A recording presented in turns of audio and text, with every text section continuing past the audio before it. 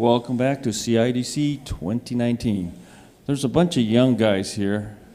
I don't know if they're trainees or not, but most of us are not trainees. We're like old, okay? Have you ever been a trainee, Sean? Well, obviously, yes. There was a time when I was a trainee. How old were you? 25-ish. Yeah? What the hell did you do? Ah, well, he programmed an assembler. Yes. Assembly, I'm sorry. Assembly. Yeah. And what'd you do? Anything good? Yes, I did an awful lot of good. I also did one or two very bad things. If you had Clarion, you wouldn't do bad things. No, well, Clarion, this was about 1985.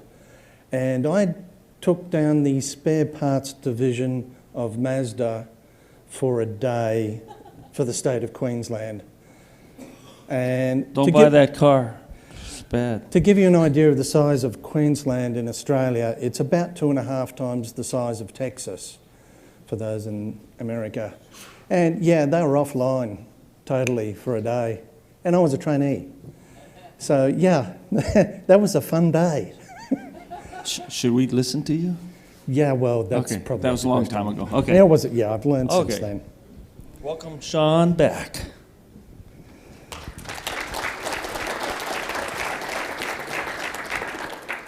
Now, I don't know if you really want to listen to me after that little expose. But yeah, I'm here now to tell you about invoice type procedures, if my thing will... There we go. So, what do I mean by an invoice? Well, I mean an invoice type of structure. So it's a relational structure with, say, at least 2 tables. I've got 2 there, but at least 2 tables that are related in a sort of a one-to-many relationship. So you've got some sort of header structure and some sort of child lines underneath it. Usually an invoice... Oh, go away. Where are we? Now, it's usually an invoice is a good example of this. Where I've used this technique before was also a ticketing application where we had, the header, and you had whether you had adults and children and what type of tour you were going on, that sort of thing. So, and we usually edit this on the same form. So we got again, the header, and we got the lines, and it's all there. So in Clarion, this ends up being a fairly predictable thing. It's the browse form pair where we have the browse, we select and edit that on a form. The form has another browse on it with lines which are edited on another form. So we all quite happy with that sort of structure. Here's a really, really rough example that I bodged up from the invoice example in Clarion. So when we use this sort of structure and we're creating a new invoice, if you're using auto increment, Clarion goes off and it finds the highest value for the invoice number, adds one to it, and writes that down as pretty much a blank record. If you're not using auto ink, then you create your ID of some form, and that's held in memory, and there is no parent added at this stage. You then go into your form and you add all the lines. So we're familiar with that. It's nice, it's quick, it's easy. The templates for this really, they just work. And if you're a single user, that paradigm is exceptionally effective. You know, you may have, even with multiple tabs, you can deal with all that because there's one person in the system. You get to a multi-user environment of any sort of form and you have a number of problems with this scenario. It ends up being really amplified when you're using an SQL database. The other problem with this is sometimes the cancel button on the form doesn't really mean cancel. Now by that I mean you can add and change the lines of your invoice, and if you then press cancel, those changes still stay. They're already made to the lines and they've been committed to the database. So if you cancel your major form, for the most part, unless you've done some really weird stuff behind the scenes, you cancel the header without the lines. And if you're using totals and things, it can start to get a bit wobbly. Let's call it that, or data inconsistency. Now, the other problem with this is that in SQL, it means you've got to turn off most of the relational constraints, because if you're using auto-inc and you add that mostly blank record there, if you want to have relational integrity constraints, the database is going to complain really loudly, because you've probably just written an invoice with no customer and you'd really like to have the customer. Okay, so, and if you are using the ID that you've created yourself, you haven't actually written the header record back to the database yet. And so you're adding lines with no header. And again, if you have relational constraints, that's just going to break. And you're not going to get past square one. Now, that's sort of a bit of a problem. The other thing is that you're acting on the real tables in doing all this. So your main production tables, if you're adding on this, it can cause problems, particularly if two or more people end up getting into the database and trying to edit the same invoice, which in many places will happen. I'm sort of getting a bit ahead of my own slides here. Where am I? Yeah, you know, Clarion really only lets you know after the fact that someone else has been in mucking around in your invoice by giving you the change by another station message. You know, it's effective and it does let you know that something happened, but it can cause weird problems. Yeah, you can also, I did have the situation with my ticketing program initially where some people have been quite helpful. Someone over here was creating a new ticket and someone over there said, oh, look, a blank ticket, we don't want that, we'll delete that. And that causes all sorts of problems. So I eventually managed to put some embed code at the appropriate place and say ticket being created so that that wouldn't happen anymore. You know, it worked, but it's a, you know, bit of a pain. Now, there are a couple of solutions around this. Clarion does have the save button control template, which will allow you to save this record we're on at the moment. It is pretty good, but it means you've got to deny the adding of any child records until you've actually clicked the save button and saved everything. It's all okay. Now we can go and add our children or lines to this invoice or whatever.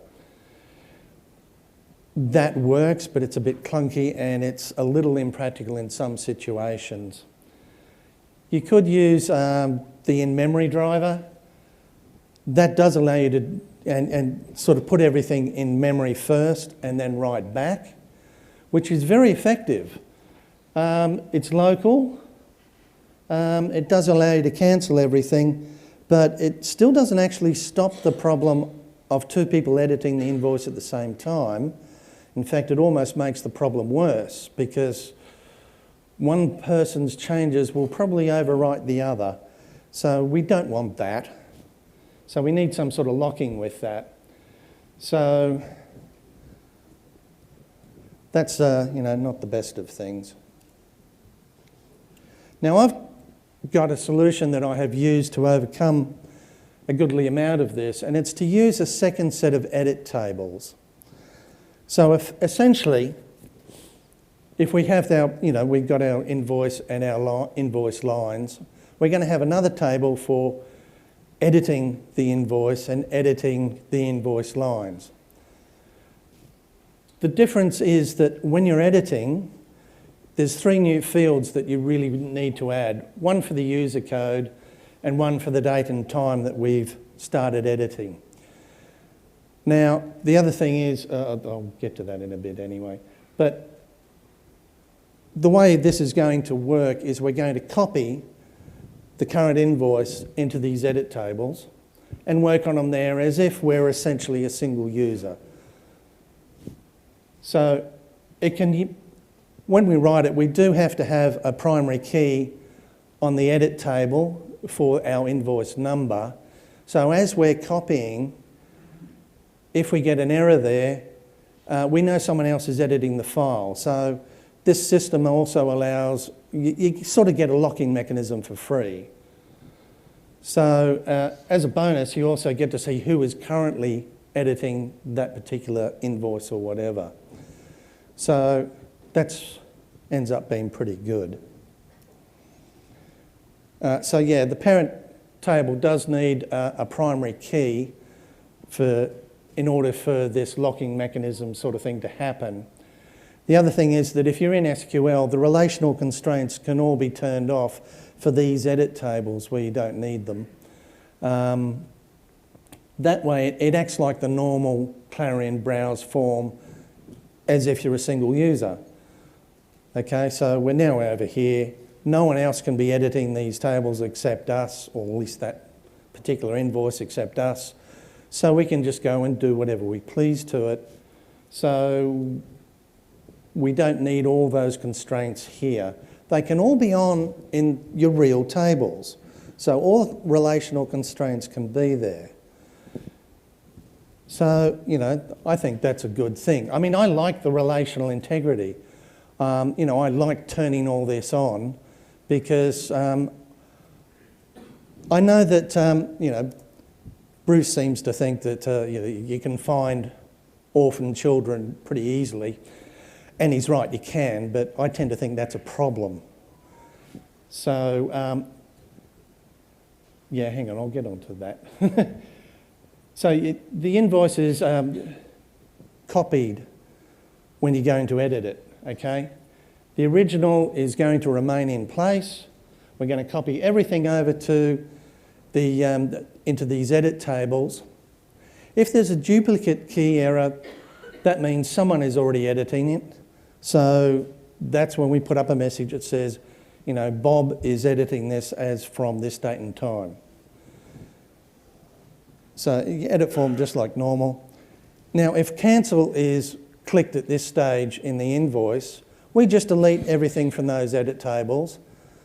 Leave the, you know, the real stuff has already remained there. So we just delete the edit tables and nothing has happened. Cancel actually means cancel in this regard, which is really good.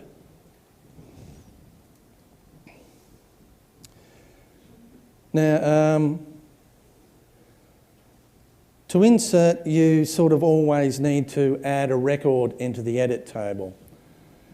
That way it's sort of like a normal placeholder that we're sort of used to.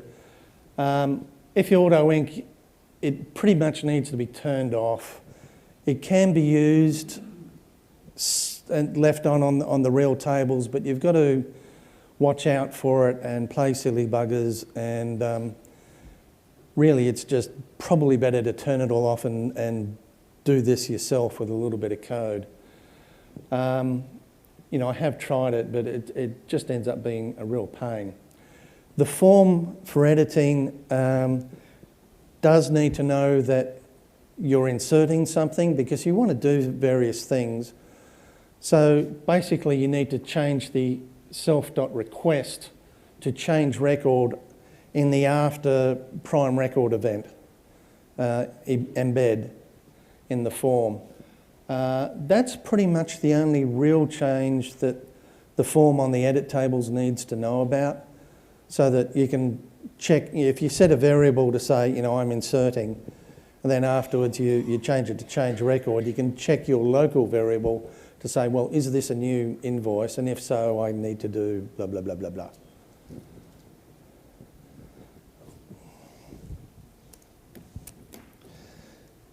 So after the editing success, so we've gone and edited our invoice, we then need to copy everything back into the real tables. Now, the easiest method to do this is delete the invoice from the real tables and just copy everything back again. And if you can get away with that, that's real nice and easy. But sometimes you've got the relational integrity that sort of mucks things up, or you've got payments associated with it or other bits which make that a little bit difficult. So you've got to go through a little bit of a three-stage logic of deleting the ones that need to be deleted, inserting the ones that need to be inserted, and altering the rest of them. It's not an overly difficult piece of logic, and it's basically sort of two loops that you need to go through. An insert, obviously, is pretty easy. You just insert everything.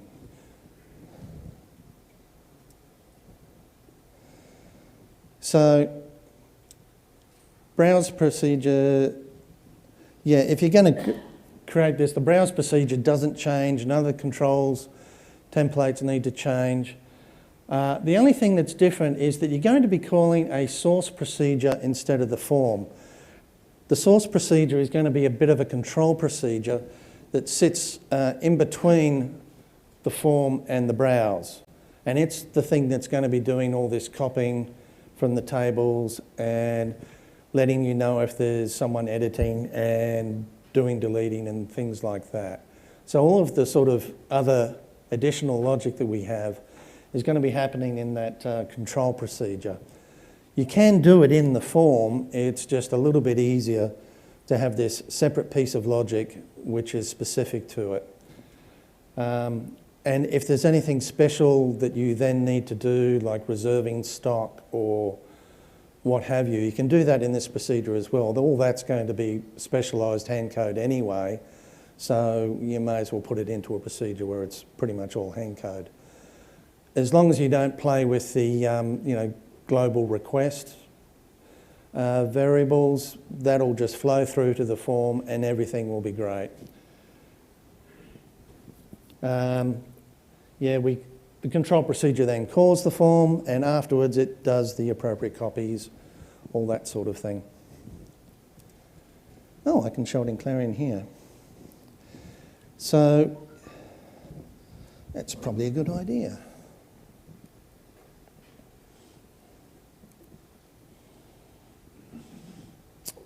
All right, this is the dictionary. It's pretty much a very slight hacked version of the Clarion invoice example. So the big thing to note here really that the detail and the detail editing tables are pretty much identical. And the names have been changed to protect the innocent, but pretty much there. The orders edit. Now you can see here I've got a user code.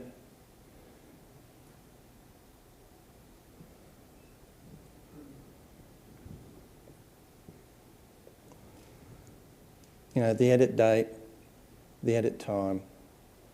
That's pretty much the only change I made to that table. The keys are all pretty much the same. It's based on invoice number.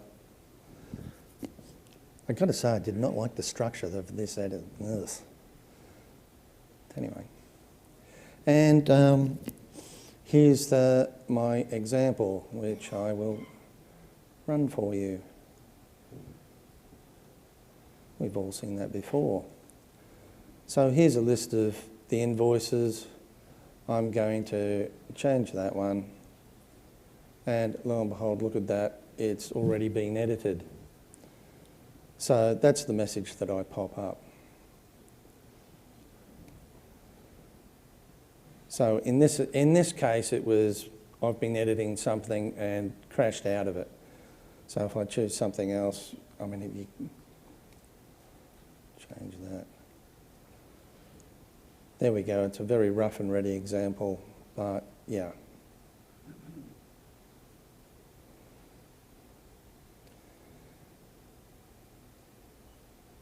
here's somewhere I can see. You can also, as a result of this, anything that's in the edit table is being edited by someone. So you can get a list here of who's editing what right now. So that ends up being pretty cool as well. It also means that if someone crashes out, you can see what it is, and you'd probably end up putting some additional buttons here in order to either delete or be able to start to edit that again, because you don't know why. We might want to recover this, in which case we can do. So that's sort of that for that. Now, like I said, the only real big thing here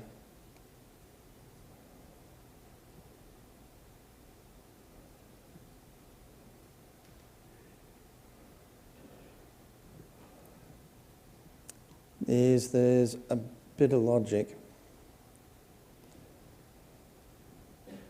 in this.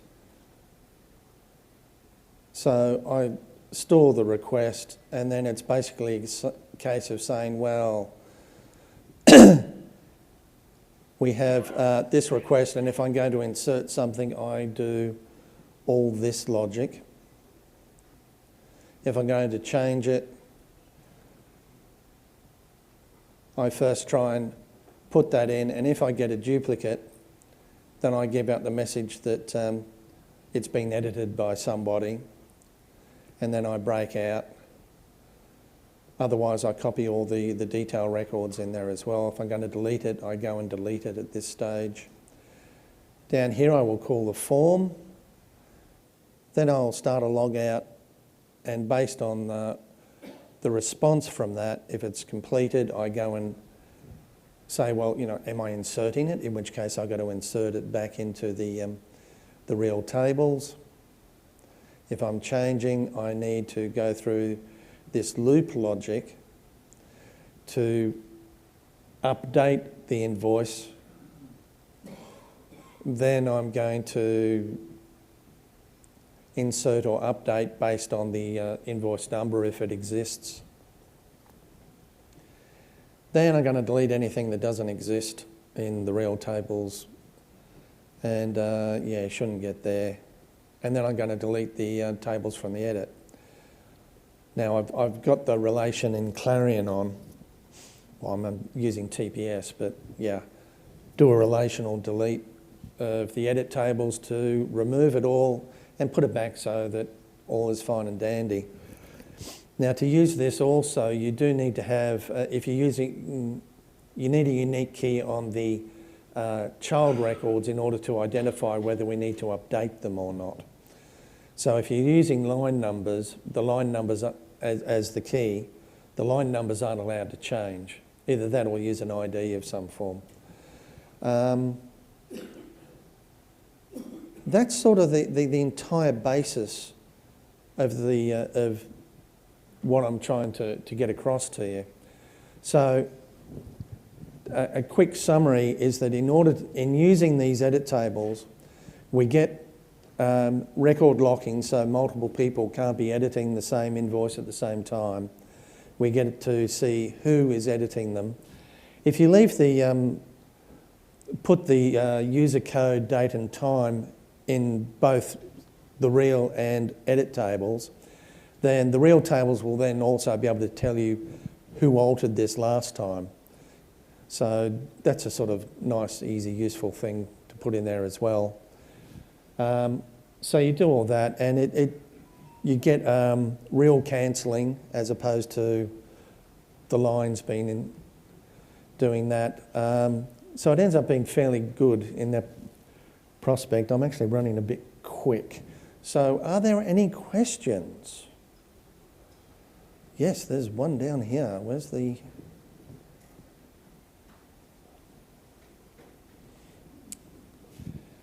We will need to chastise Arnold for leaving the cube. Can you go with the line? Catch. All right, so you demonstrated exactly what I was going to ask you about, which is you have some situation where you were working on that table, who knows when you were working on it, and it's just sitting there and you want to go edit it, how do you deal with the cleanup situation of that table? Let's say that person doesn't come back for 3 days. You Yeah. got Joe over here who needs to use that particular table. Yeah. Okay, well, you've been editing this and you've crashed out or gone away, what have you. It's left in the edit tables. So, and we now need to come, you sort of, that function where I showed you who's editing what, you sort of need to go into that and someone needs to make a determination, this invoice that's been stuck there for 3 days, do we want to attempt to retrieve that and edit it again? In which case you'd put on a button on the form to say, go edit that. Or if it's just, you know, it's not needed, it was, you know, we started in a new invoice again, so this one isn't needed, you'd need a button to delete that and get rid of it. So yeah, there are some administrative functions that I didn't include in this small example. But basically that's it. There comes a point where someone has to make a determination of whether this is something we need to recover or something we need to get rid of. Okay, so like a timestamp might be helpful to know what's the last time there was some type of communication with that record. So if you knew that he was working with it for Well, that's 15 why minutes. I've got the date and time. And Oh, you the, did have the time. I didn't see that. Okay. Oh, yeah, you weren't paying attention, you silly person. I know. Any other questions?